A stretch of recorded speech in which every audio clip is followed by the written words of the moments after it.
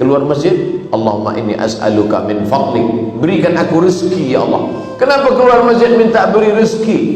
Karena selepas kita dapat rezeki, semuanya kita pakai untuk bekal menghadap Allah Subhanahu wa taala. Makin kaya, makin banyak duit, makin cepat masuk ke dalam surga. Bila ada orang mengatakan orang miskin lebih dulu masuk surga, miskin yang bagaimana? Keluar dari masjid, kita diajarkan Nabi baca doa, Allahumma ftahli. Nak masuk masjid, Allahumma ftahli abwaaba rahmatik. Tapi bila nak keluar masjid, Allahumma inni as'aluka min fadlik. Keluar masjid, Allahumma inni as'aluka min fadlik, berikan aku rezeki ya Allah. Kenapa keluar masjid minta beri rezeki? Karena selepas kita dapat rezeki, semuanya kita pakai untuk bekal menghadap Allah Subhanahu wa taala. Makin kaya, makin banyak duit, makin cepat masuk ke dalam surga. Bila ada orang mengatakan orang miskin lebih dulu masuk surga, miskin yang bagaimana? Sudahlah miskin, tak bersedekah, tak solat, mencaci maki Allah taala.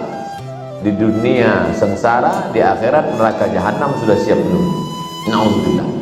Oleh sebab itu, kalau kita baca hadis-hadis yang banyak, maka orang yang banyak rezeki itulah yang lebih dulu, lebih dekat, lebih masuk ke dalam surga. Man bana masjidan, sesiapa yang membina masjid, banallahu mithlahu baitan fil jannah, dibinakan untuk dia satu rumah di dalam surga.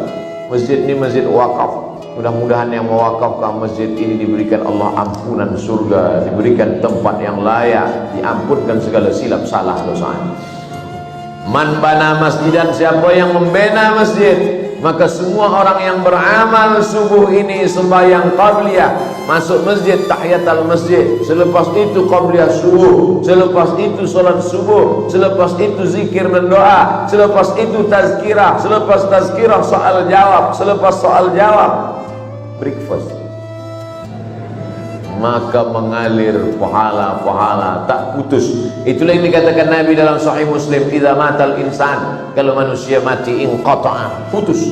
Tapi ada yang tak putus, shadaqatun jariyah, sedekah jariyah.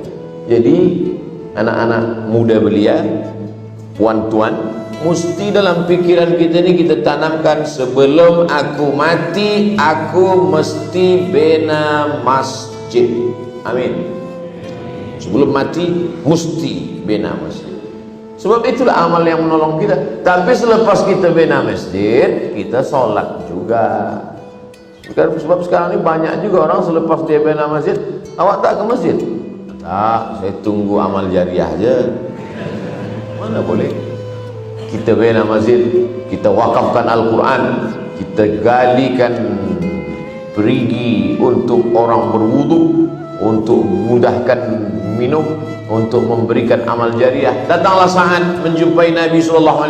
Ya Rasulullah, ummi matat, mak saya sudah mati, meninggal dunia.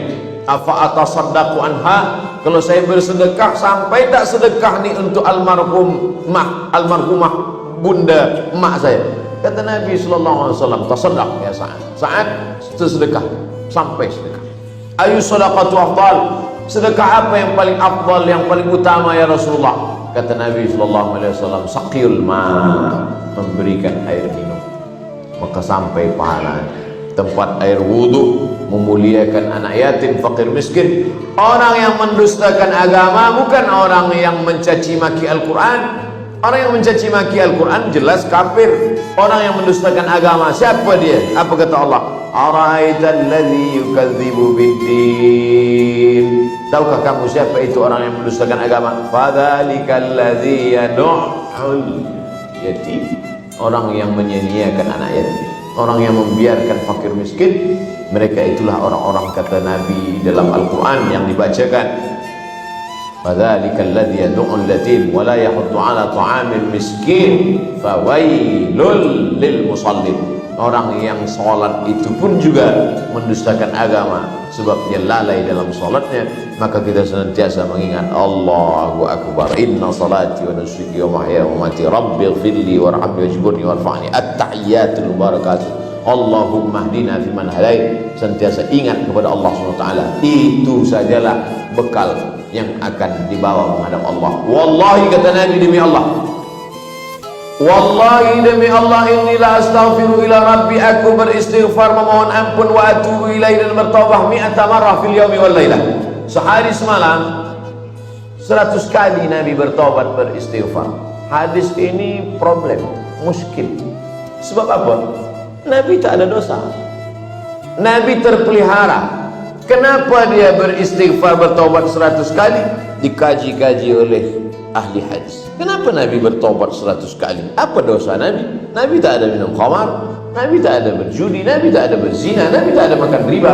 Kenapa dia bertaubat 100 kali? Rupa-rupanya taubat Nabi bukan sebab zina, bukan sebab khamar, bukan sebab judi. Lalai, lupa sekejap pun sudah dianggap sebagai dosa. Kalaulah lalai itu dianggap dosa, rasanya kita inilah paling banyak dosa. Sebab sikit-sikit lalai, sebab sikit-sikit lupa, sebab sikit-sikit lupa. Tazkirah ni pun lupa. Ustaz Abdul Somad, saya lupa. Jangan takut, sebab dah ada orang Jepun yang menolong kita untuk ingat. Nama dia Sonic and Panasonic. Mereka ni datang mengingatkan kita. Maka hari ini rekod semua. Jangan takut, jangan khawatir, yang lupa diingatkan lagi. Ustaz Abdul Somad, saya tak ingatlah apa tazkirah Ustaz tadi. Jangankan tuan-puan, saya yang menyampaikan pun lupa. Manusia, al-insan, manusia, makanul khata' wan nisyan, tempatnya lupa, silap, salah. Bila ada orang berkata, saya tak pernah silap, saya tak pernah lupa, saya tak pernah salah, masa itu dia sedang silap, lupa, khilaf dan salah. Oleh sebab itu maka kita yang lupa ini diingatkan balik. Ingat mengingatkan itu bahasa Arabnya tazkirah. Hadhihi tazkirah. Ini majlis ingat mengingatkan. Faman syaa dzakarah. Siapa yang nak ingat, ingatlah dia. Siapa yang tak ingat, maka lupa, lalai, itulah yang akan membuat dia masuk ke dalam azab Allah Subhanahu wa taala. Mudah-mudahan kita sampai hari kiamat selamat daripada lupa.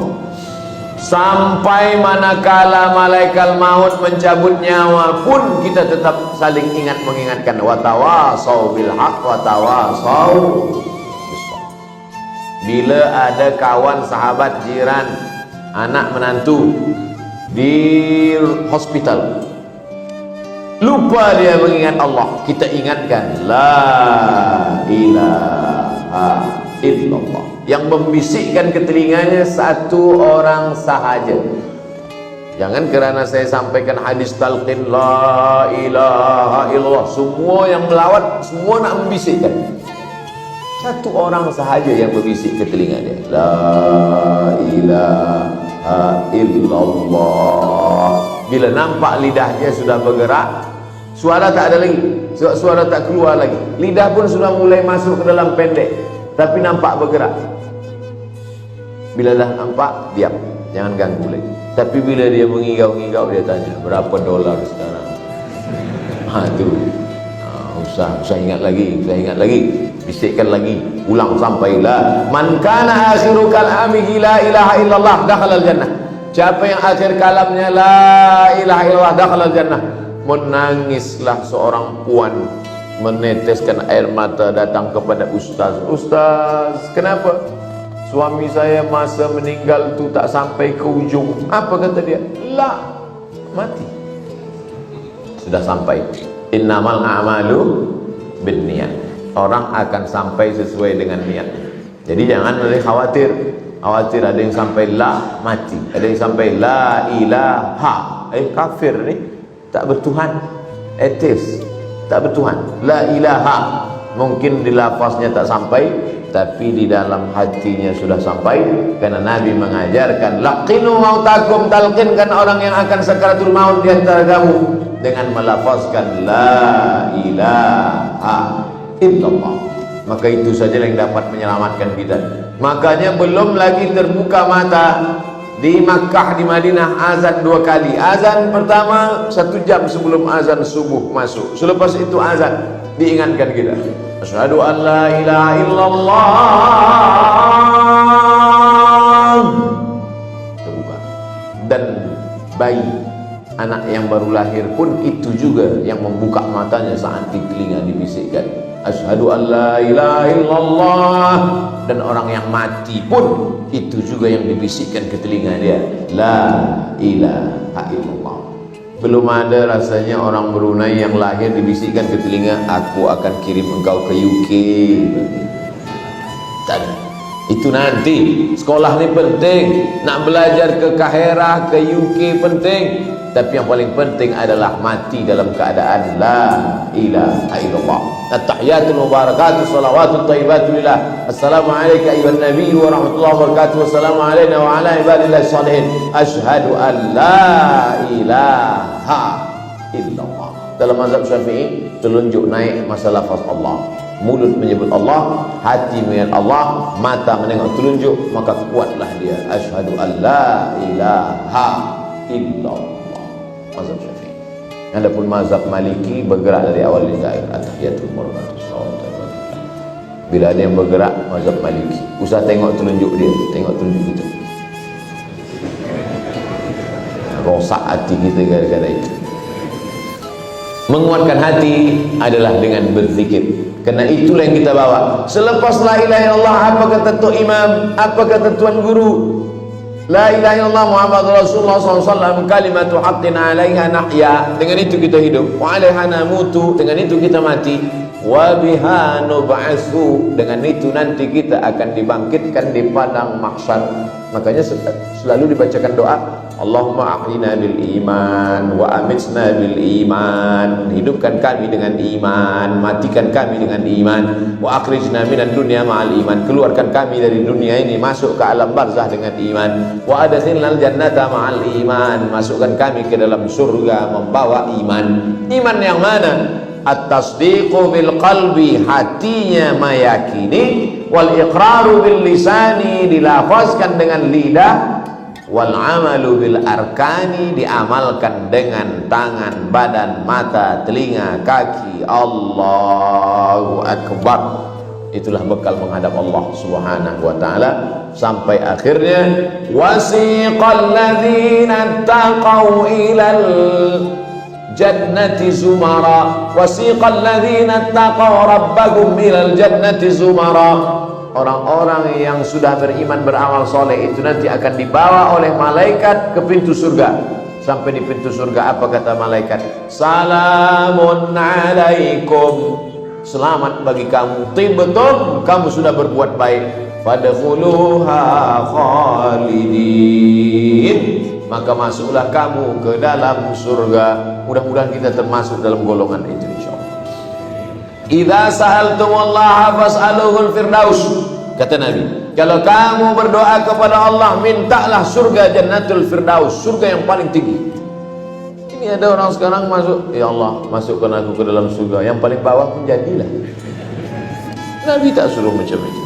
Idza sa'altumullaha fas'aluhul firdaus. Tapi ada pula orang yang dia rasa diri dia tak layak, maka dia berdoa, ilahi lastu lil firdausi ahla wala aqwa 'alan naril jahim.